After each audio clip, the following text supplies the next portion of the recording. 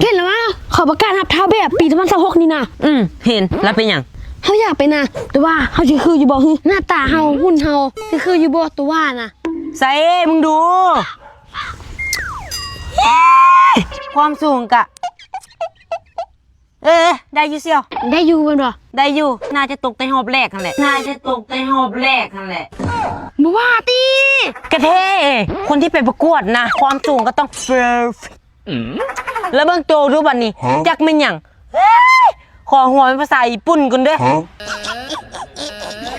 บอกตัวแล้วตัวกินนมไม่หลายมันจังสิสูง กินนมหยังล่ะ นี่เด้นมโฟโมดนี่เด้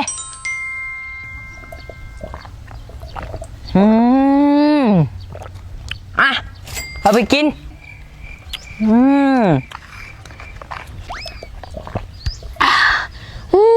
แซ่บเนาะคันว่าบ่แซ่บแบบนี้เฮาซื้อกินแต่ปีกไก่พุ่นแล้ว แซ่บแท้แถมยังมีแคลเซียมสูงอีก มีจักรสชาตินี่ มี4รสชาติมีรสช็อกโกแลตรสสตรอเบอรี่รสหวานแล้วก็รสจืดนมโฟร์มด